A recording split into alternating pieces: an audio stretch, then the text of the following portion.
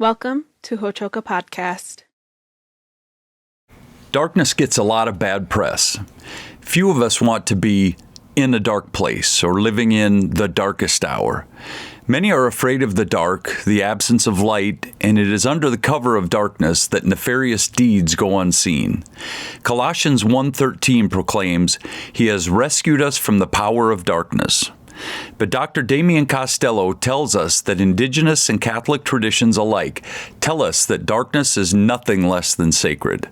Listen. Hello, Madaki Api. Welcome to Hochoka here at the center of St. Joseph's Indian School's campus. I'm Scott Wooster, your Hochoka host, and we're glad you've joined our circle with Dr. Damian Costello, a frequent guest who joins us today to bring another fresh perspective on Catholicism through an Indigenous lens.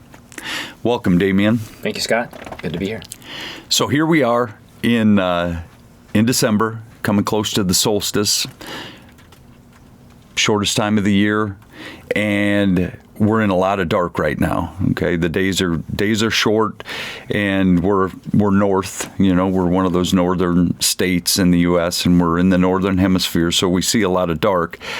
And it's this time of year that the church serves up Advent, which is a season of sacred darkness, right? And so for our audience who may not be familiar with Advent, can you just kind of give us a Advent 101 in a couple minutes or less? Sure. So Advent is actually a time of preparation for the coming of the perfect light, right? Jesus is often called the light of the world, and we celebrate right around the solstice the return of the light, right? So there's good reason to think that Jesus actually was born at that time.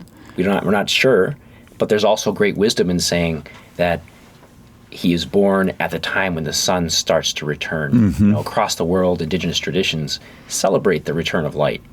And so Advent prepares us for that in the darkest time of the year. And so, you know, in Indigenous context, when you have a ceremony, you don't just show up out of your regular life. You got to be ready spiritually. Right. You've got to prepare. So when you dance Sundance, those months beforehand, you're going to sweat. You're fasting. You're praying. You're getting your prayer ties together. You're putting your house in spiritual order, so to speak. And so that's what Advent is designed to do. It's a preparation for that time. Yes. And it lasts how long? 4 weeks. 4 weeks, yes. Okay. We talk about that the historical perspective of the way we live now compared to the way we used to. In olden times, December would have looked a lot different than it does now. Our world looks much different. The light is wholly different than it was back in the day. Can you talk a little bit about about the changes? I mean, that's probably one of the biggest changes that we've created in our human ecosystems, is that we are constantly bombarded by light. All the time. We can't escape it. So much so, we talk about light pollution. We've sort of accomplished what I think our ancestors would have seen as impossible, that we could erase the stars in a lot of our communities because of all of the light around us. Right. We are just not comfortable with it because we don't experience it. I don't know if you've ever been to a place in the world where there isn't a lot of artificial light, and walking with people who haven't had their eyes trained to always have a lot of light. I can remember being in different places where I'm stumbling around in the dark, and these people are walking like it's daytime. They can see everything. Yeah. We are no longer relatives to the dark. Right. And I love that saying, erased the stars. I just think that's such a powerful way to say that we've basically done that. You know, we don't know how to live in that way anymore. So we try to banish the darkness in a way. But you're saying, hold on, the presence of the darkness is important and it's effective. And what leads you to that?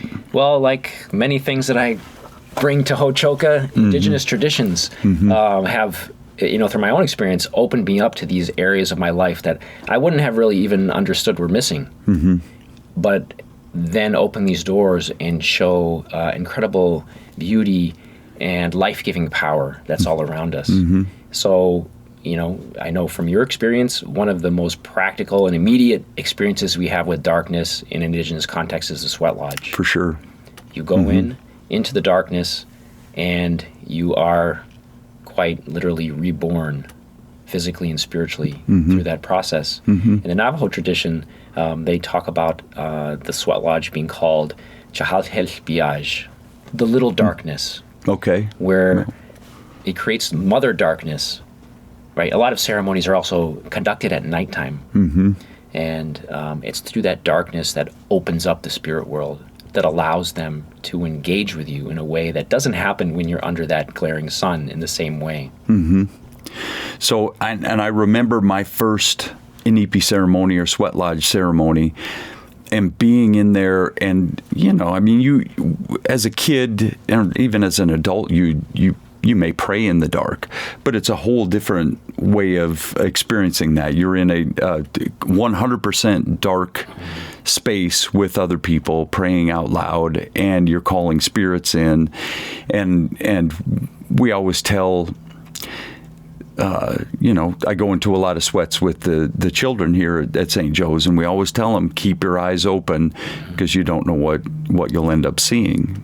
And it's amazing what they will tell you if you keep your eyes open and keep yourself aware. And I just think that's such a powerful thing. Well, I did want to bring up the importance of keeping your eyes open in the darkness. Like, we've all had this experience, and I think this happens spiritually in these contexts, is when you look directly at something in the dark, you don't see it.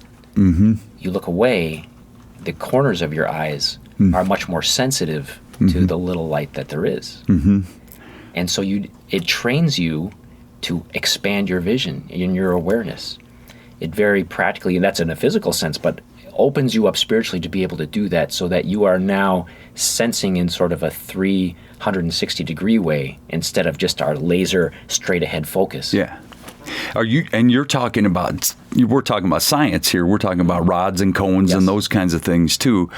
But obviously the indigenous people they were not studying rods and cones in the time, but they knew, because of that connection and because they lived, so close to the earth, that I would assume that they were hyper aware of the fact that when you turn the lights out completely, there are some things that are going to happen that you would see that you would not see outside of that. I don't want to take us too far down a rabbit trail, but this is just too tempting. Yeah.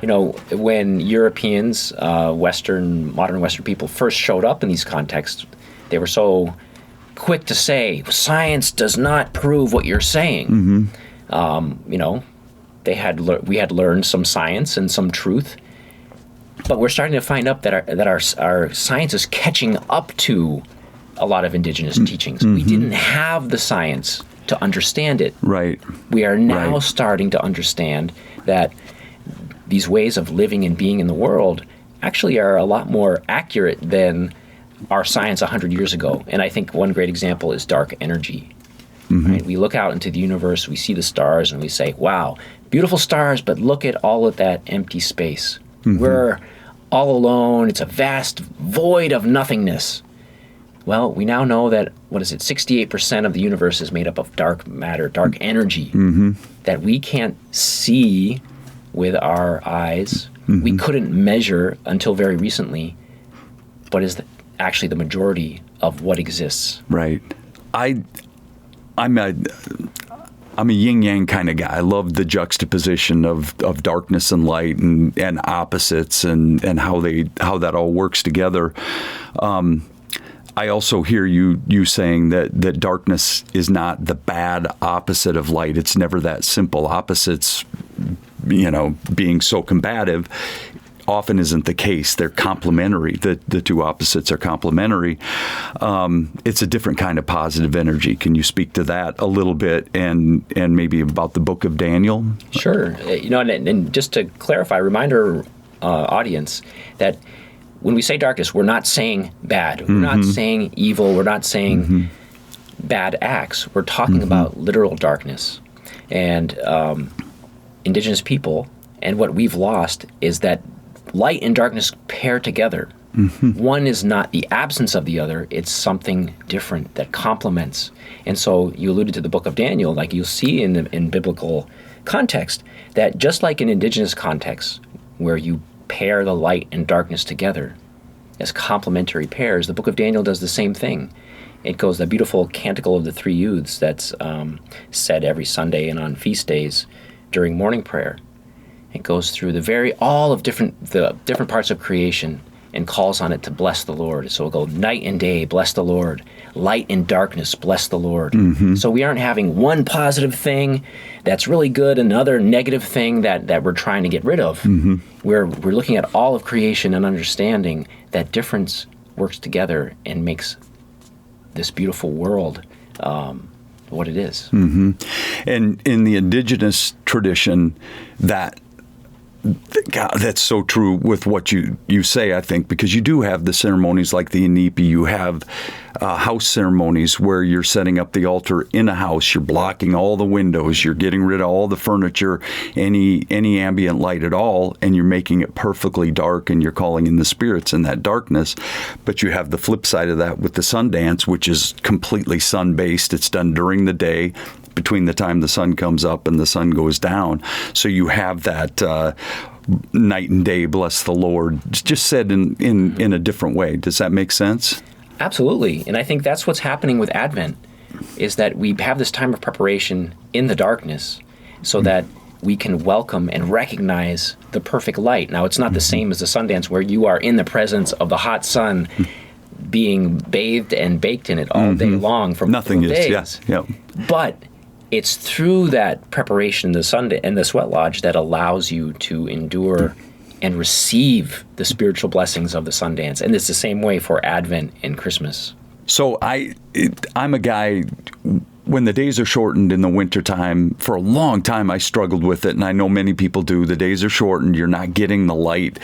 And, people talk about seasonal affective disorder, and that's just a name for it. But I think it's hard on people with circadian rhythms and such. But I had I've even sat in front of a lamp, one of the therapeutic lamps, and this is my counselor background coming out now, but at some point I was able to embrace that darkness too, and just make that a part of who I am, and enjoy it and not see it as a bad thing. Does that make sense to you? I don't want to dismiss what the reality that people, suffer from seasonal affective disorder, but perhaps part of that is that we don't have the cultural equipment to help us navigate that.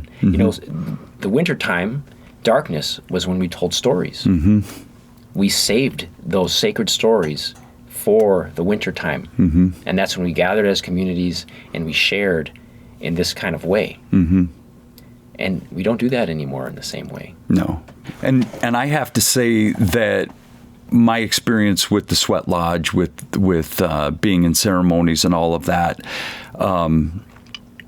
it's very mystical, and what you're saying sounds very mystical too. Mystical in the best sense. Mysticism is a very positive thing. Very, very deep prayer is how we could understand it.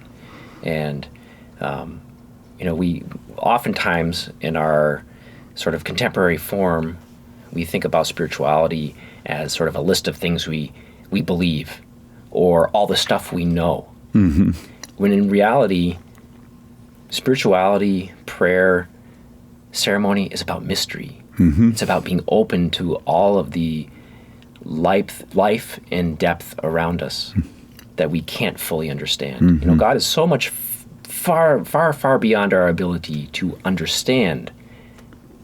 But darkness and in prayer is about a living relationship, about engaging with mystery. And so in the Catholic mystical tradition, darkness is understood as a sort of perfect light where the things we don't know can come to us, where we don't receive light, but rather are enveloped by all of the spirits and the mystery around us. And I love that as a metaphor of darkness, as a metaphor for what we don't understand. You talk about dark matter, you talk about the whole of what we don't understand, right, could fill the universe. And if you use the word Wakantika, the great mystery, it's a mystery. I don't have the answers. It's not that simple. So darkness is as big a thing as you could possibly imagine in that context. Yeah. Yeah. And I think it's in the darkness, the best of the darkness, so in the sweat lodge, where you sort of lose all of the negative trappings of what contains you, right? A lot of our human existence is allowing ourselves, or even choosing to be bound by our limitations. The things we think we know, the things we think we are, things we believe about ourselves that aren't really true. And in the darkness, in the sweat lodge, those things are blurred and even erased. Yeah. And you become part of something much bigger. Yeah, it sort of makes humility mandatory in a way. I mean, at least that's been my experience. I can't say that's universal, but you get in the dark and there's nothing to see, there's nothing to be. It's just you and your prayer. And so coming back to Advent, you can think of the whole world, or our whole world here in the northern hemisphere, sort of becoming a ceremony, right? It's that time in which all of creation enters into the Inipi and enters into the lodge, opens itself up, and allows the sort of glimpses you catch out of the corner of your eye of this divine darkness, this super luminosity, the mystery of all around us, opens us up so that we are able to receive the perfect light that comes in Christ at this time of the year. And so at this time of the year, I'm not a practicing Catholic, but I understand, I love the idea of it being a preparation for something, and you can see it in the way that this period of darkness leads into the light, the birth of Christ, or you're preparing for that in some way. Just like being in the Inipi, the darkness is so important, but so is the light when you step out of the Inipi and you come out renewed and you come into that place. So I just think that's a powerful message. And don't worry, Scott, the earth is a practicing Catholic, so it still goes on whether you are or not. There we go. It doesn't matter, does it? Right? Yeah. Fresh perspectives. There we go. Thank you so much. Thanks, Scott. And thank you to our audience for joining us here at the center of St. Joseph's Indian School campus at Ho-Chokeh, where we talk about issues that are central to Native American education today. Until next time, stay centered.